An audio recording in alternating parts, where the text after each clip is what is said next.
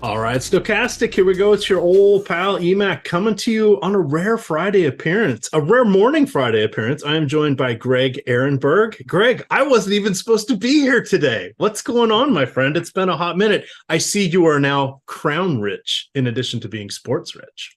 Yeah, got the big crown bonus, which I knew that there was rumors that you could get more than 20,000 crowns in those mystery boxes you open once a week, but it never happened to me. Every single time I open up my Onyx box and I get 20,000 crowns in it. And I mean, there's no reason that I open it up, but I had completely given up that I'd ever get anything else unique or different. And then I got 500,000 crowns. I opened it up the other day. So that's nice. That's about $1,000 in real people money. And yeah, excited to be doing not one, but two shows with our future president, EMac, today, because EMac is going to be filling in today on Deep Dive. We still have a lot of people away on vacation because of the All-Star break. And then this morning, Neil apparently didn't realize that the All-Star break had ended. So he's still snoozing away, presumably. So hopefully Neil is okay. But none of us have heard from him today. And EMac was ready and willing to fill in. And I know that EMac has his actual real-life job as well. So we've got 14 games. Just going to try to get through these as quick as possible. We'll probably skip some spots that aren't super pertinent and focus on some of the main highlights. So EMac, let's start breaking this down. All right, let's jump on in here. We do have some weather concerns. We'll kind of hit those where they are. It looks like no games are at dramatic risk of being postponed at this time, but there could be some in-game delays. Of course, we are still, 9 hours away from most of the games. A lot can change with weather forecasts, depending on coverage areas and the veracity with which the raindrops are coming down. But let's start our first game here. We have the San Francisco Giants in Pittsburgh taking on Rich Hill. We have 14 games on our main slate today. There's going to be a plethora of aces, and there's plenty of gas cans despite rotations being reset due to the All-Star break here. So, Greg, I'm going to hand this one over to you. I don't think we're going to need to be looking at Ross Stripling or Rich Hill, but do you have any interest in these offenses today? Yeah, big enough slate where I don't think that there's too much interest in the pitchers. If you had to roster one for cheap, I would lean more towards the Rich Hill side, but low priority and definitely wouldn't be doing it if you guys are only playing a lineup or two. As for the offenses, it's always really hard for me to stack up the San Francisco Giants, especially when the team is healthy because of the amount of pinch hitting. So you've got this team is going to be going up against Rich Hill, and there's a pretty good chance that hitters like Austin Slater probably going to get pinch hit for. Lamont Wade Jr., pretty good chance that he might get pinch hit for at some point. So as one-offs, yeah, I do think guys like Wilmer Flores, Austin Slater are really good pieces of salary saving, but it's really hard for me to reliably make 5-man Giant stacks now the team is totally healthy. And then as for the Pittsburgh Pirates, it's a good matchup against Ross Stripling, but it's a big slate. There's a lot of options to go to. So we have this team just with a 1.9% chance to be the top scoring stack on the slate. I can't imagine this is going to be a priority for me in a pitcher-friendly park and on a slate with 14 games where we have almost every single team to choose from. Yeah, that's essentially where I'm landing with this as well. Highly unlikely I get any stacks for any reason. There could be some one-offs. I'm not going to prevent that. With such a large player pool, there's also no real leverage to be had from this game. So I think we can continue on here. Our next game starts to get a little bit interesting. You've got the Miami Marlins in Baltimore taking on the Orioles. It's going to be in the mid to upper 80s throughout the day in the Baltimore metro or DC metro area. It's going to cool back down to the upper 80s, and then it'll get into the 70s throughout this game. We do know that Camden Yards, with the renovations from 2 years ago, has turned into more of a pitcher's park. However, when the heat and humidity are there, which they're starting to get there today, that's going to go away. It's no longer the bandbox that it once was, but we do see that home runs definitely come back into play in mid-July, which is where we are right now, through the end of August, just because of that. Interesting matchup in that we've got Sandy Alcantara, who's the reigning NL Cy Young Award winner, having a rough season thus far. He's going against Dean Kramer, who, if you are playing in season longs, pick him up on your waiver wires and stream him today against the Marlins. Marlins do have an improved offense, but they, of course, are without Jazz Chisholm in this one. I see myself getting a little bit of Kramer as an SP2, and I could see getting some power bat one-offs here from Baltimore. But Alcantara, even though he's having a down year compared to what he did last year, he still absorbs a lot of punishment and generally limits home runs, meaning he can have a bad game and still just barely miss a quality start. So it's his lack of strikeouts that hurt him from a fantasy upside. So for me, a little bit of Baltimore mixed in. What do you got on this one, Greg? Not a ton that I'm interested in. Dean Kramer, $7,100, not a bad matchup, but I think Dean Kramer is just not good. It would help if Fangraphs was loading right now, but off the top of my head, his ERA is not terrible. It's in like the mid to high fours. Here it's up now.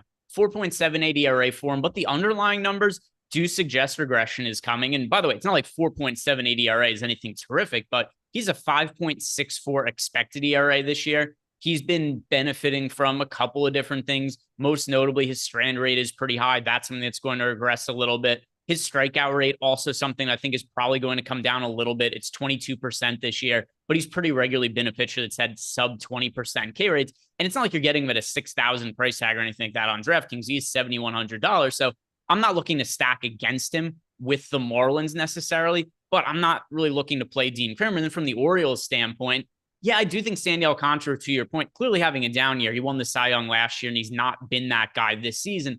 But the Orioles are uber expensive coming out of the All-Star break, and this is still a pitcher in Sandy Alcantara who generates a lot of ground balls. So I don't think there's a ton of upside in stacking against him. So another spot where I don't see any real priorities in this game.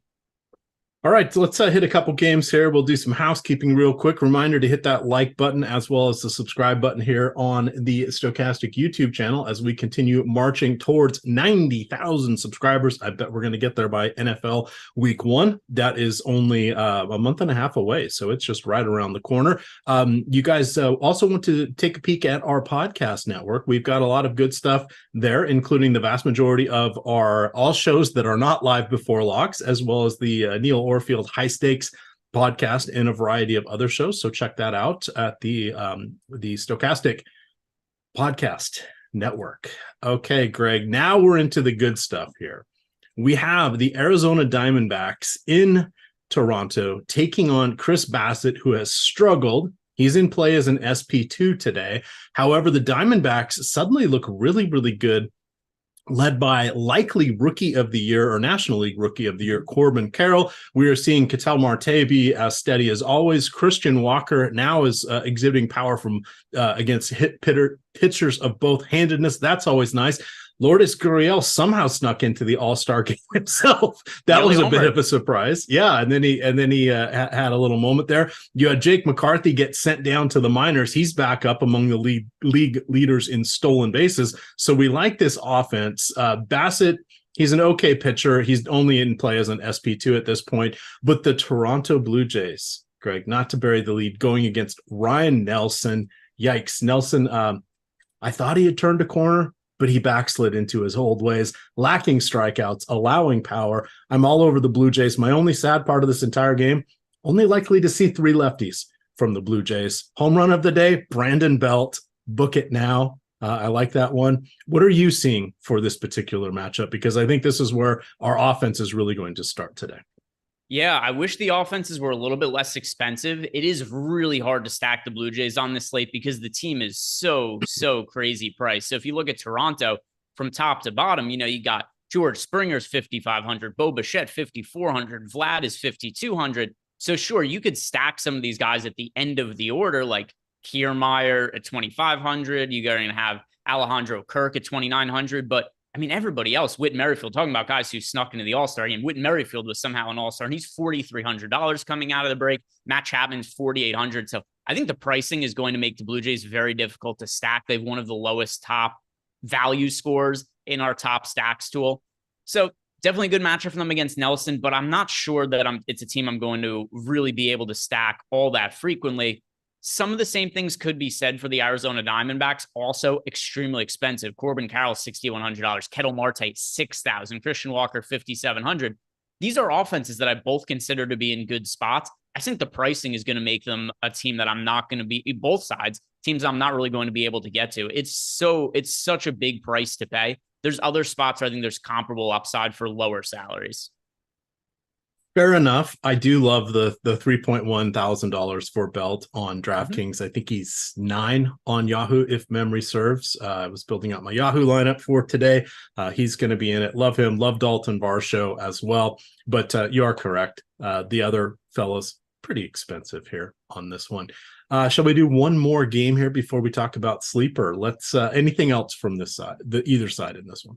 No, great spots for both offenses. But like I said, it's going to be hard to prioritize them just because how can you make 5-man stacks when you've got, especially on the Diamondback side, like Corbin Carroll, 6,000, Ketel Marte, 6,000 plus, steep price points. All righty. We have the Milwaukee Brewers in Cincinnati taking on the Reds. These two teams battled each other's. One game, EMac, the Dodgers Mets. Oh, Dodgers Mets. Sorry. Oh, good. Scroll back there.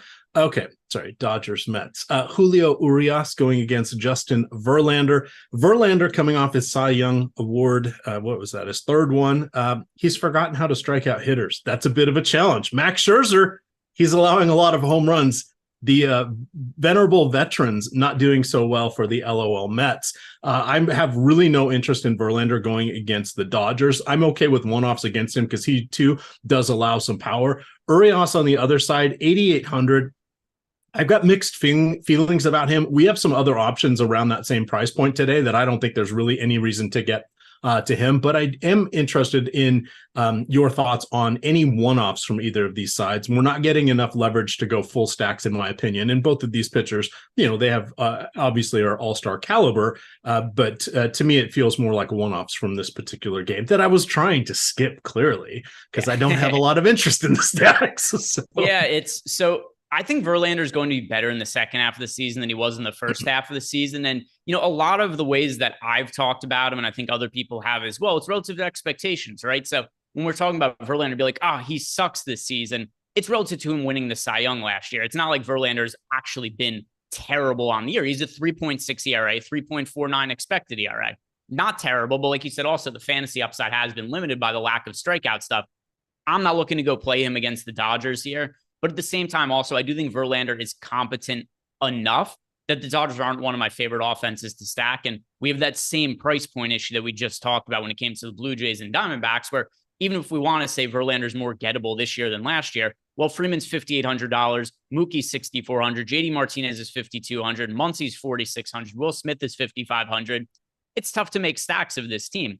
As one-offs, yeah, if you want to differentiate a lineup, all these players are super low on. The most popular hitter on the entire team is Will Smith at 4%. So you could take a chance on any of them. You asked about my favorite one-off. I'd go with Max Muncy, who I do think is the most home run upside. He's the most reasonably priced of the studs on the Dodgers. So if I could only roster one hitter from the Dodgers, it would be Max Muncy. If I could only roster one hitter from the Mets, it would be Pete Alonso going up against a left-hand pitcher in Julio Urias. And also, if you look at Pete Alonso, $5,100 is expensive to an extent, but we have seen Alonso more expensive against lefties. But another game, no real priorities here.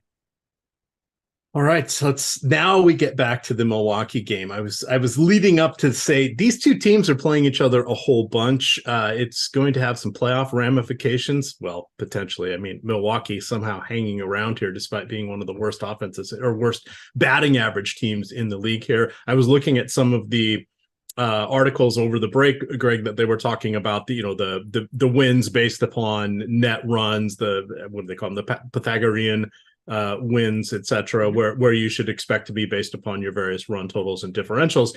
And it was kind of interesting that sort of the short answer was who the hell's making it from the NL Central here? Because normally we would just pencil in, not even pencil in, chisel in the St. Louis Cardinals. That's not happening this year. And then the rest of the teams, you have the surprising Cincinnati team, we're just happy to be here, Brewers, et cetera, et cetera. This is kind of a messy division, but these two teams played a couple series right before the break. They're getting in a few more right after the break, and then there's after this next 2-week stretch, I think they just have 3 games left for the rest of the season. So this is kind of a time for one of the teams to knock out the other. You've got Corbin Burns, who led you to a pretty penny when he won the National League Cy Young Award a couple seasons ago. He's, for him, not been very good this season.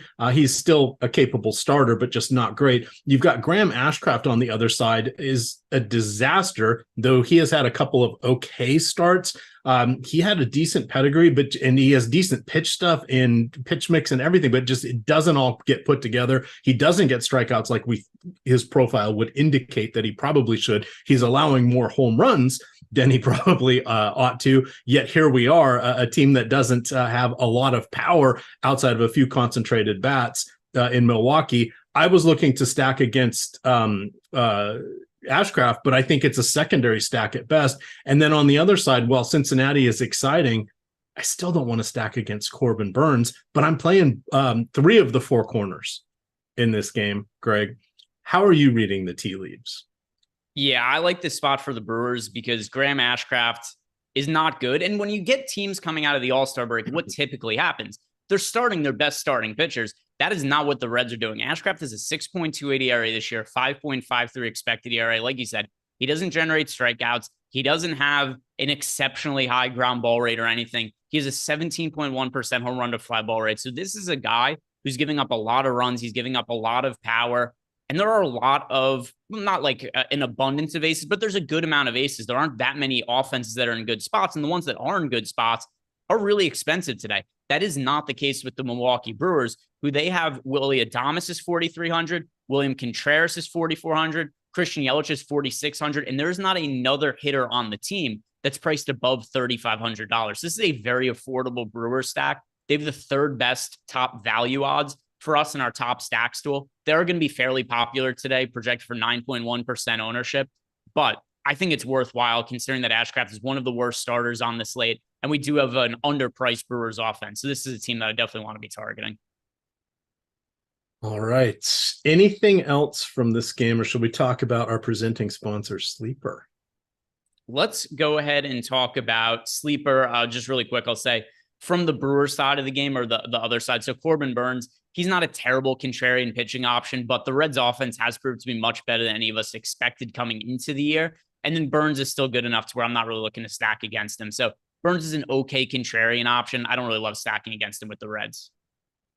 All righty. So Sleeper is the presenting sponsor of the show. You guys probably know them, Sleeper HQ. They do a lot of fantasy football stuff, but they also have launched their picks site. So this is another way for those of you in states that are not yet enlightened enough to provide you actual sports wagering. You can use sites like Sleeper to get in on the fun. Basically, you're building out player prop parlay cards. So the key things to remember here, they do offer up to 100x payouts depending on how you craft your card. Today, they have a special offer. They have lowered through their social media campaign. Tyler Glasnow's strikeouts are at 3.5. We're projecting him for just over 7. So that seems like a pretty good deal there. You also get a deposit match up to $100 if you go through the link below us here in the YouTube description. So click through that link, create your Sleeper account. You will get up to $100 deposit match with your first deposit. So put in $100. Those funds are going to come out of your account first.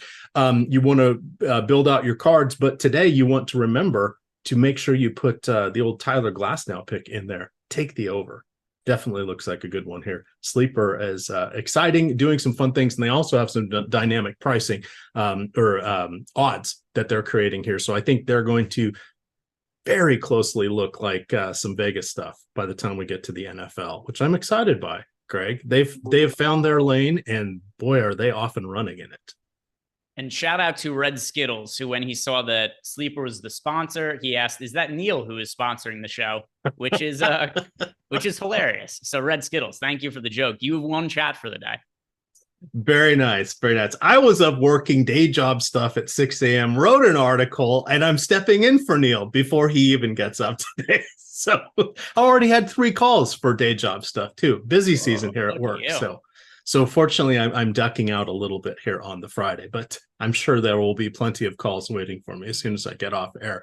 Bringing us back into our games here, Greg, we are going to move along to Chicago. That would be the White Sox in Atlanta taking on the Braves. You've got Michael Kopech coming off the injured list going against Atlanta. Kopech struggled throughout the season, still showing strikeout upside, but allowing far too much power. We saw the All-Star game. The Atlanta batting practice. Six offensive all-stars, including their entire infield, made the all-star team there, plus Acuna on the outside.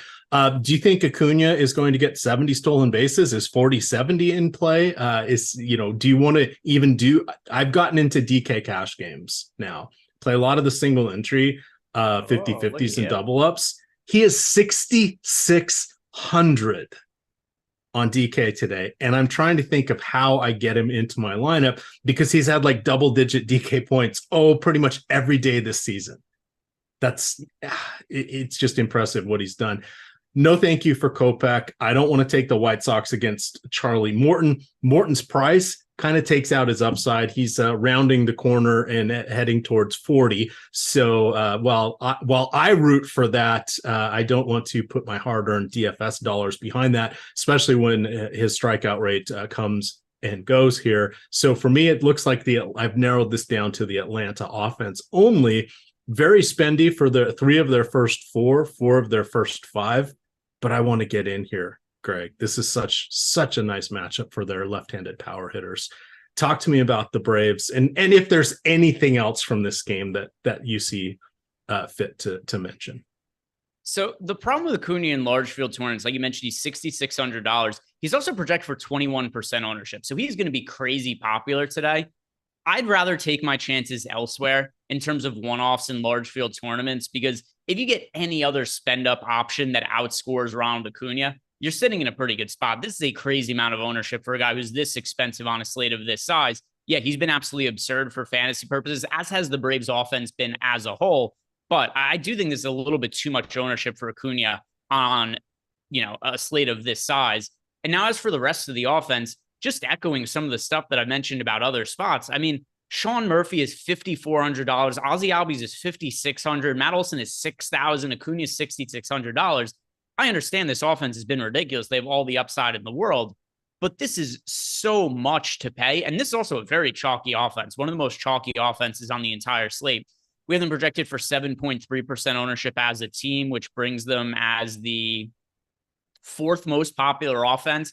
And we also have them with the lowest odds of any offense of the entire day to be the top value stack. So I think you need so much to go right for the Braves to hit. Not only do you need them to go out and probably score a ton of runs, like 10 or something like that, considering what their price points are, but in addition to that, you also need cheap pitchers to go off today because of how expensive the Braves are. So it's a team that I'm likely going to be undercutting when I'm building out my lineups.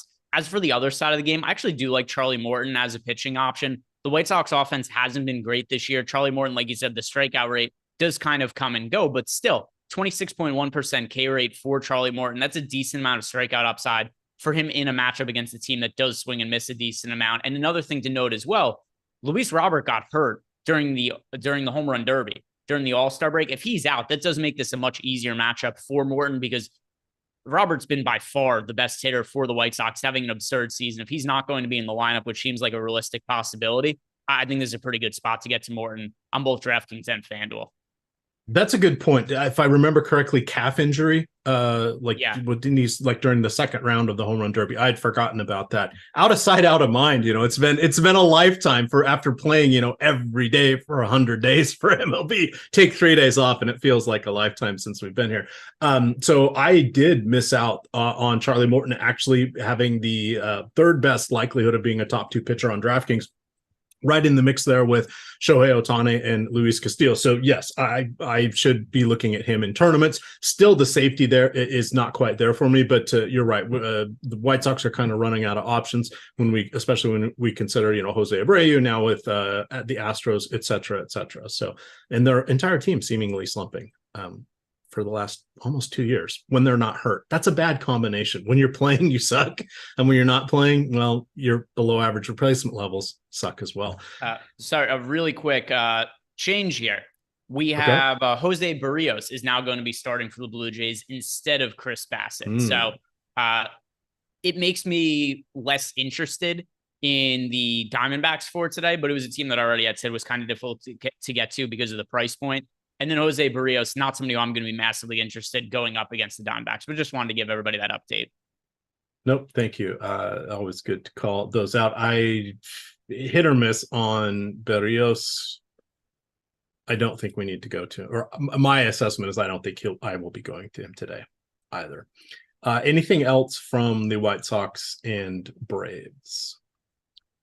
From the White Sox and Braves, no, good spot for the Braves. They're just super expensive and really popular. And then I like Charlie Morton. That's probably my number one priority in that game. Yes, thanks. This is why it's good doing these shows because you see things. So now I'm going to be figuring out. All right, Charlie Morton, kind of an SP2 for me. Where do I set my DK percentages? Probably around 30% today. So I only play one lineup on Yahoo on Fridays, so I already have my pitching kind of locked in for them. He's not going to make it there, but this is going to be fun. This is going to be fun. Next one we have here is Boston in Chicago taking on the Cubs. You've got Kyle Hendricks, who I was looking to try to find a home run call from the Cubs today or from Boston today.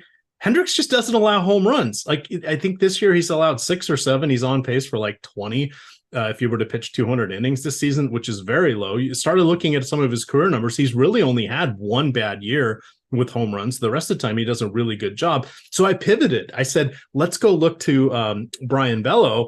And what do we want to do with him? We want to take the under on his strikeouts, Greg. Only 4 times this year does he have 6 or more strikeouts, 6 twice, 7 once, and 8 once. So I was looking at OddsShopper today, sister site here of Stochastic, and I like the under there. It's 5.5 right now. It's pretty heavy juice. It was minus 160 the last I looked, but we have that as almost a minus 200 wager looking at the OddsShopper True Odds feature here. We're going to start to see that minus 160 tick up towards that minus 200 throughout the day as people start putting in wagers. So you always want to check your wagers early, but I did want to call that one out because I know that one's going to be by lunchtime. That's going to be up to minus 180 would be my guess. So you're going to lose all the value out of it before then. But that was my big call out for this game. I don't really want to take the batters because I do respect both pitchers here. I respect Bello as a pitcher, just not his strikeout stuff. What do you have for this one? Yeah, Brian Bello, he's been really, really good this year. So last year, he was one of the top-ranked pitching prospects going into the season. Off the top of my head, I don't remember, but he was a top 5 or so pitching prospect in baseball, maybe even first or second best pitching prospect entering last year. And then he just sucked when he got called up to the big leagues. He struggled to throw strikes. He wasn't really generating a lot of movement on his fastball. I think part of it is he might have been overthrowing a little bit. So he was getting more velocity, but the location wasn't as good, and it was straightening his fastball out a little bit. He's put it together this year. The problem, like you mentioned, is that he doesn't generate strikeouts. So it's very hard to stack against him because he's good and he gets a lot of ground balls, but it's kind of hard to roster him on a lot of slates too, because unless he pitches like 7 completely scoreless innings, you're not getting a great DFS result from him because the strikeouts aren't there. So as for Brian Bello, not a ton of interest in him. Don't like stacking against him. As for the Red Sox, I know that Kyle Hendricks has had a good start to the season, but it's only been 9 starts. He was hurt to start the season, and his results have been so poor the last couple of years that I think regression is coming for Kyle Hendricks. I like stacking the Red Sox against him. I'm willing to kind of totally ignore his numbers for this year. I know you mentioned he's not giving up a lot of home runs, but he's given up home runs at an above average home run to fly ball rate every single year, basically of his entire career. He's 33 years old now. I don't think he's all of a sudden fixed that. I just think it's a small sample size. He's only made 9 starts due to injury this year. Last year, a 4.8 ERA, 5.07 expected ERA. The year before, 4.77 ERA, 4.95 expected ERA. His average fastball velocity is now all the way down to 87.6 miles per hour. Not somebody who throws all that hard. And also, projections are not super high on him. Steamer has him projected 4.82 ERA the rest of the year. The bat 4.9 ERA the rest of the year. So I'm looking to fade Kyle Hendricks and stack the Red Sox against him. This is a pitcher I expect to fall off a cliff in the second half of the season. I like that conviction there. I like that. And I know I said Bello because I always mentally in my mind, I think of how to write in a joke like look out below. And so I say Bello, but I know it's Bayo because it's like the Tyga song, Ayo. See, I'm hip. I'm hip like the kids. How are you doing over there, young people? Mr. Jordan Klein, looking at you, huh? Yeah. I got the chops. I got the street cred. Let's continue cruising along here because I do have a hard out here in 20 minutes. I see that Neil woke up. Hopefully he got himself some good extra REM today, Neil. But yeah, you got to set that alarm clock there, buddy. Got to set that alarm clock. We're on to the Tampa Bay Rays in Kansas City. This is one of the games where we do have some precipitation risk, and it's important to call that out because we have an amazing strikeout opportunity here for Tyler Glasnow, and he is someone that I put him in my article as my wild card pitcher. Combination of his salary and the weather, because it's certainly not the matchup because he's just been rocking the strikeouts. Sorry, no, because I keep going to the wrong run sheet. Sorry, producer. We could do this way. EMac's rolling. We'll do this one and then we'll get back to the other one. Yes. Well, usually you are correct, sir. You are correct. But back to this one. So Yonder Diaz is on the paternity list, so he will not be available tonight.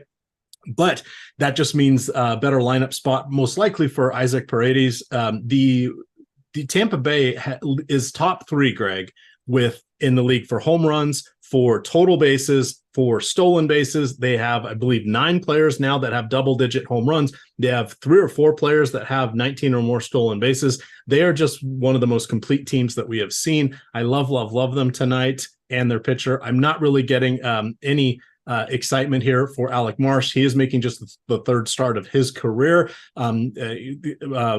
The Royals are missing a couple pitchers on the injured list, though. Is anybody really missing Zach Greinke at this point? It's all Tampa Bay all the time. They are our 3rd most popular stack, it looks like, well behind the Yankees in Coors Field and in a mix with like 4 other teams.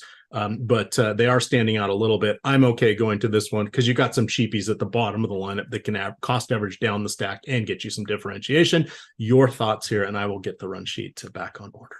Yeah, I love everything that has to do with the Tampa Bay Rays in this spot. As far as pitchers go, I think it's a really good spot to go out and roster Tyler Glasnow. That is not going to be anything that anybody finds surprising. He's projected for nearly 30% ownership. Frankly, I think it could be even higher. 26.7% is the exact number we have projected for Tyler Glasnow over on DraftKings. Over on FanDuel, we have Glasnow projected for 16.5%. I love paying up for Glasnow in this spot. And then I love stacking the Rays against Alec Marsh. They are somewhat popular, like you said, but not anything crazy. The only hitter we have projected for north of 10% ownership is Luke Raley at 15%. And you got Brandon Lau is 10%. Josh Lowe is 10%. Rosarena, 9%. Wander Franco, 7%. And you got some of these guys are expensive, but Brandon Lau himself is only 3,900, Series 3,100. So there are places in this lineup that you could find salary savings that makes the 5-man stack pretty viable. So I really like getting the Rays. I really like Glasnow as a pitcher. One of the highest priority spots on the entire slate is both the offense and then Glasnow as a pitching option. All righty. That jives with what I am looking to do here. Let's quickly talk about the lineup generator, Greg. I know you like the Sims tool because you're Mr. Mass multi-entry there, but the lineup generator is an excellent way to, 1, build great lineups quickly, and 2, not break the bank. So the lineup generator, we feature it for the main slates for DraftKings and FanDuel. You can set your preferred lineup types to chalky, balanced, or contrarian. On FanDuel, you can choose your stacks to be 4-4, 4-3, or 4-2-2. DraftKings, you can do 5-3, 4-4, or 5-0.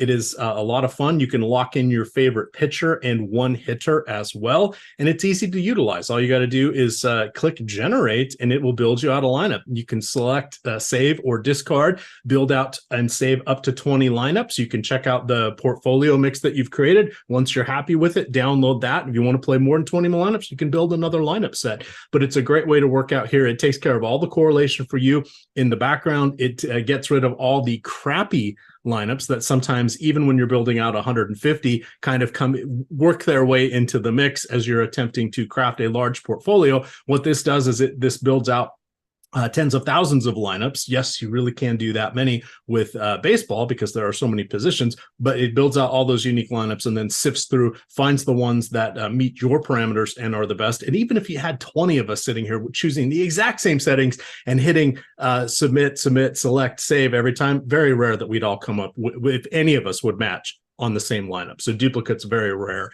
in this particular situation. Use the promo code SCORE to get 50% off your first week.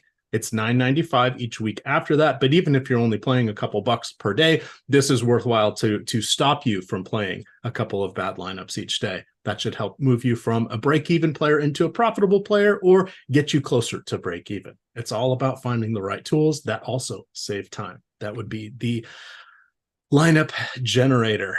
Greg, Texas and Cleveland. What are you thinking about this one here? Yet another game that I just kind of waved off. John Gray, I think, okay. Not as many strikeouts as I'd like to see from Gray. Not as many strikeouts as I'd like to see from Cleveland. I still think he's in the mix as an SP2. Perfectly fine. No reason to avoid him. Cleveland on the other side, going against him, not particularly exciting. All of their production is really concentrated in 2 or 3 players. And then there's a lot of outs. So stacking them at any point in time can be tricky. And then on the other side, well, I do like Aaron Savali. We've got the Texas Rangers offense that has become a juggernaut this season here. And there's no reason to attempt to go against them. Each of the few times I've written pitchers to go against them this season, they've gotten destroyed. The pitchers, not the Texas offense. So going against Texas, they're on my do not attack list going forward. But I'm okay with some of their bats and their pitcher. It's kind of a mid-slate, sub-slate play for me. Where do you like them on the main slate? I don't like anything in this game. I think you might have had it right by accidentally skipping that. Like subconsciously, you knew what you're doing here by skipping this game before EMac. Because John Gray is a pitcher I do expect to see some regression. He's had a decent ERA this year, but he's had a lot of lucky factors go his way. Things like his strand rate, that should be regressing. His BABIP, that should be regressing. Both of those are career best, and that is entirely luck-based. 258 BABIP, that is going to be something that goes closer to 300 in the second half of the season. For his career, he's a 307 BABIP. Left on base rate, 78.7%. That's the best of his career. For his career, it's 70.4%. So he has all these luck factors going his way, which is why he has a 3.29 ERA, but a 4.26 expected ERA, 4.37 FIP. So not super interested in John Gray. He hasn't been generating strikeouts this year. On paper, good spot for the Texas Rangers offense, but Corey Seager, 6,500, Semien, 6,200, Adolis Garcia, 5,900, Josh Jung, 5,200, Jonah Heim, 4,900. It's just not a team with these price points that you could reliably make 5-man stacks of. And then also the matchup against Savali, it's decent, but it's not like one of the best ones on the slate. So that's going to have me passing on the Rangers. All right, fair enough. Let's move on to our next one. The Washington Nationals in St. Louis. No aces in this one. Trevor Williams, he is the harbinger of home runs. We do have some weather in this one. At a minimum, it's going to be hot and humid. It does look like there could be passing thunderstorms today. Again, you're going to need to look at the forecasts closer to lock to see where the coverage is going to be for some of these storms and what the window is going to be. On the other side, you have Miles Mikolas, who is not so great either, but how the heck do we target him with any of these Washington hitters aside from Lane Thomas, who is expensive, Greg? That isn't very fun. And we like the Cardinals, but at some point, are we going to see him pulling perhaps a Nolan Arenado or a Paul Goldschmidt as they look to potentially trade? The first time in 20 years, St. Louis is going to be selling towards the trade deadline. That shouldn't be allowed either. This game just is giving me mixed signals all over the place. Ultimately, I think we land on the side of the offenses, but which batters are standing out to you? Yeah, so the Cardinals side, when it comes to the Nationals against Mikolas isn't great, but he's a serviceable pitcher. he also is somebody who we don't see too many blow-up starts from. The Nationals offense also sucks. So Michaelis at $7,500, not somebody I'm dying to play as an SP2. Don't really need to play him as a pitcher on FanDuel on a single pitcher site. And then Trevor Williams, who has a 4.45 ERA this year, but a 5.14 expected ERA. I think he is somebody who we should be attacking. If you look at this Cardinals offense, Paul Goldschmidt is relatively expensive. Nolan Arenado is relatively expensive. Everybody else in this offense is super cheap. So you got Contreras is $4,100 and everybody else is $3,800 or cheaper. So Cardinals offense in a good matchup against Trevor Williams. And yeah, you got a couple of the expensive hitters and the guys we care about in Arenado and Goldschmidt, but the rest of the hitters are cheap enough to where it's pretty easy to make 5-man stacks of them. And as for Trevor Williams, it's not just that he's the 5.14 expected ERA. He only has a 39.3% ground ball rate this year and a 15% home run to fly ball rate. So this is a guy who's going to give up a good amount of home runs. In fact, over the course of his last 3 starts, 2 of them, he's allowed multiple homers in those starts. And overall for the season, he's allowed 18 homers in 18 starts. So more likely than not, Trevor Williams allows at least 1 homer today. All right, let's head on over here to Coors Field. There could be some homers here today. We've got a pair of southpaws going. You got Carlos Rodon on the mound for the Yankees. On the other side, you have former St. Louis Cardinal Austin Gomber, who has been an unmitigated disaster at home, on the road. Doesn't matter. He is just someone to target against. The Yankees are the most popular stacking option across the board. They're looking at a 6.6 implied run total here. Do you want to utilize Rodon at all today? And how do you feel about the Yankees bats? You know, Rodon's a tough one because I'm not exactly sure what he is going to look like in the second half of the season. I think there's a chance that, probably more likely than not, actually, that if he's healthy, he has a pretty good second half of the season. He's only $8,500, but he's in Coors Field, and it's a big enough slate where I don't really think that we need to go to Rodon. I clearly have no interest at all in Austin Gomber as a pitching option, but where I really look at this game as far as Rodon against the Rockies offense is Coors Field enough for us to get to the Rockies? Maybe a little bit in large field. If you're playing 1, 3, 10 lineups, I wouldn't play the Rockies at all, but a 1% ownership, if you're playing 150 lineups, like the $15 or the $3 Mega Max, I don't mind taking some shots on the Rockies as a stack. As for the Yankees offense, it's going to be really hard to not prioritize them. They're the most popular offense on the slate at 18% projected ownership, but we do them with a 16% top stack odds, so the ownership more or less looks warranted. This is the offense that I'm going to end up getting the most exposure to tonight. All right. I usually don't hear you say that about Coors Field. On a slate where it's 14 games, it's going to be really hard to not get to a bunch of these Yankees hitters. And also, like we've been talking about over the course of the show, there aren't that many spots where offenses are reasonably priced in good situations here. Like Volpe, who's hit the ball much better as of late, he's $4,000. Josh Donaldson's $3,500. Bader's had a solid season. He's $4,300. So, you know, Giancarlo Stanton against a lefty, he's $5,000, but it's Coors Field and it's Giancarlo Stanton against a lefty. So this is a chalky offense, but I think our data shows that the offense and the ownership is more or less warranted. It makes sense to be right around like that 18 to 20% ownership that the Yankees are picking up. All right. Let's go on. We got 3 more here. Houston at Anaheim. No Mike Trout, and no Shohei Ohtani. Well, as a hitter, he's going to be there as a pitcher for sure. The site still haven't figured out how to offer him up as both options on the same slate. RIP Fantasy Draft, the only site that ever did that, and they were able to do that years ago. You would think that for as much as they borrowed and emulated from DraftKings could have returned the favor and at least gotten Ohtani here for us. Challenge on this one here, Greg, is we want to target JP France. He's been pretty solid for being called into action here as a rookie. He's only had 2 games where he's allowed more than 3 earned runs. He has not allowed more than 3 in any of his last 6. Strikeouts are lacking. He really doesn't have strikeouts. So he's not someone I want to target in most matchups. However, the Angels make it really hard for us to stack them without Ohtani, no Mike Trout. We're all going to be landing on Taylor Ward, Mickey Moniak, the rookie, and probably Hunter Renfroe. I would stay away from Anthony Rendon. It looks like he is just going to be hurt for the rest of his career. Even when he is healthy, he has been horrible. I think that is just a gaping just void of production, and he's probably going to be batting cleanup.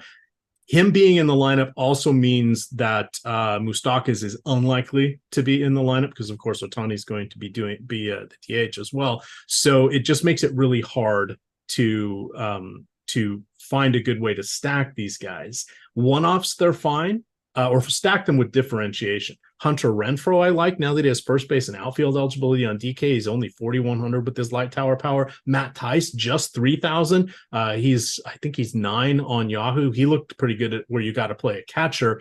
But stacking these guys, you got to leave off Rendon, and you probably should skip Ward or Renfroe if you're looking for differentiation. And then at that point, you kind of don't have a stack anymore. What is your thought on the Halos here? Yeah, no reason to go to them, especially when you can't play Ohtani as a hitter when he pitches. It's just really annoying because you have a spot now where if you want to stack this team, you're missing the 2 top hitters. Mike Trout, broken hamate bone, Shohei Ohtani pitching. So let's say Ohtani goes out and he pitches decently. The Angels win. They score 7 runs as an offense, but Ohtani accounts for a home run and a handful of RBI. You don't get any of that production. He's their best hitter that's going to be in the lineup. So it makes the Angels not stackable for me. As far as Ohtani as a pitcher, it's a tough matchup for him against the Houston Astros, but at one side, at least, Yordan Alvarez, he remains out. He's expected to start a rehab assignment either today or over the course of the weekend and build himself back up. I think he'll be back in the Houston Astros lineup next week, but he's going to be out for today. Shohei Ohtani is our highest projected pitcher. We with a 24% chance to be a top 2 scoring pitcher on the slate at 23.7% projected ownership. So Ohtani with less ownership than Luis Castillo, less ownership than Charlie Morton, less ownership than Tyler Glasnow. I don't think that he is a bad, somewhat contrarian pitching option. Like I said, we do have him with the best projection of any pitcher on the slate. So Shohei Ohtani, I think, makes sense as a pay up option, and nothing else I'm really interested in this game. All right, we do got a fun little screenshot here. I didn't see this one, but I see you got it in the run sheet here for us. This is from ATL Birds fan. $49.99 shout out super chat here says big thanks to Josh, Adam, Laffy, Neil, Greg, and Eric. That must be me because nobody likes to thank Eric Lindquist. Yes, right? It is absolutely you. It is not Eric Lindquist. So thank you. Appreciate that. Thanking us for our continued hard work and helping him improve his lineup building process. Took down the $3 Mega Minimax the other night. Loves the lineup generator. There's a look at that. The lineup generator strikes again. It is. I like to play around with it and just see what different lineups are coming up, especially when I can have a few moments to also play on FanDuel when I'm busy on DraftKings and Yahoo. It does allow me to quickly build out lineups. And you guys will get to hear Neil Orfield talk about the virtues of the lineup generator tonight because I believe he is still playing 20 max with that. But a lot of fun there. Remember, promo code SCORE gets you 50% off your first week of the lineup generator. All right, Greg, we are just about rounding things out here into the home stretch. Minnesota at Oakland. You've got Kenta Maeda, missed a few games in the middle of the season. He has been back for 3 games, looking very, very good. Gets one of the best landing spots tonight against Oakland. Oakland scored the fewest runs in the league. When you look at their active roster, because they've designated a few people, moved some stuff around, their WRC plus against righties with their active roster is not dreadful anymore. It's just pretty bad. So don't worry about that. We can definitely look to Maeda. I think he is my 3rd favorite pitcher on the slate tonight, especially for his ridiculously low salary. On the other side, it looks like it's going to be Paul Blackburn going tonight. The Minnesota offense also struggling. It's like everything in the Midwest is struggling this year. American League or National League, it seems. So for me, I'm not really excited by either offense, but Kenta Maeda probably going to be my 2nd most popular pitcher behind the next guy we're going to talk about. Crazy. To me, the ownership in this game is fairly crazy. Paul Blackburn is more popular than Kenta Maeda, at least as of now. Things could update later in the day. EMac and I are going to be on the deep dive later on in, what is that, like six hours from now. We'll be breaking down the slate again, a little more updated ownership. If this holds, I'm going to love Kenta Maeda, and I'm going to like stacking against Paul Blackburn. Blackburn being at least as of now, one of the most popular cheap pitching options of the entire slate.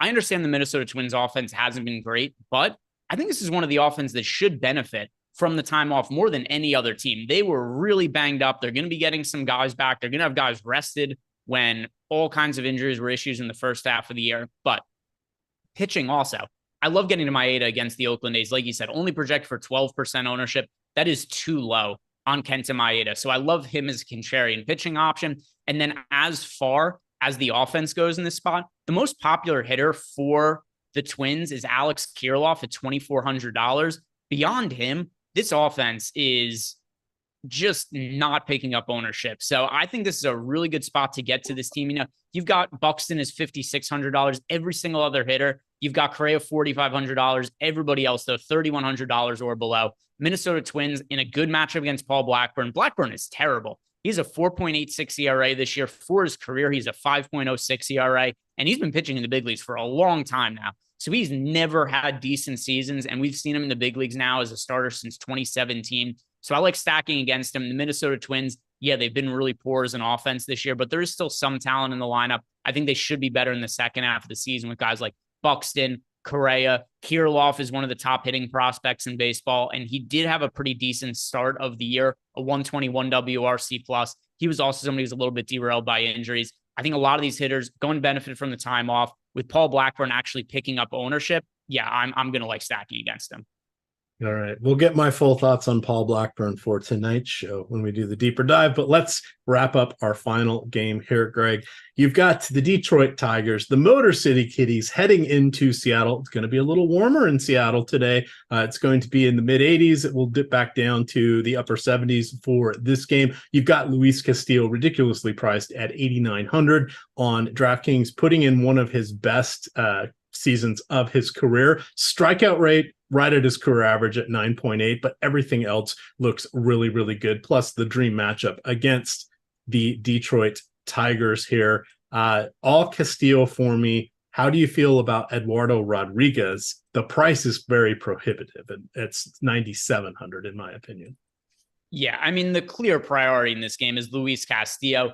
$8,900, good match for him against the Tigers. Castillo's had a solid year, and he is by far the most popular pitcher on the entire slate. So just because of how popular it is, I'm pretty likely to come in underweight to the field to win large field tournaments. He's a no-brainer in cash games. So if you're playing on FanDuel, Luis Castillo is your cash game pitcher. If you're playing on DraftKings, play Luis Castillo. 2.85 ERA. Underlying numbers not quite as strong, 3.73 expected ERA, but still good stuff from him. 27% K rate in a really positive matchup against the Detroit Tigers. So Luis Castillo is going to be hard to get away from. 42%, a little early in the day to say exactly how much exposure I'll get to him. I would guess once I run my lineups through the Sims, just kind of being familiar with the process, he'll probably end up in something like 30-ish% of my lineups. Still be one of my most rostered pitchers. A little bit underweight to the field, but nothing really significant. No brainer to play him in cash games, and no interest in the offenses in this one. All right. With that, we are going to wrap things up. Remember, promo code for the lineup generator, SCORE, 50% off your first week. Check that out. We will be back talking baseball. 4:45, you're going to get the deeper dive as well as live before lock, breaking down all 28 teams in much greater detail than we just did. With that, thank you, everybody. Thank you, Neil Orfield, for giving me a chance to do a Friday morning show. This was unexpected. Thank you, Greg, for remembering to give me a call. As always, it's a pleasure, producer Jordan Klein. With that, gamers, good luck.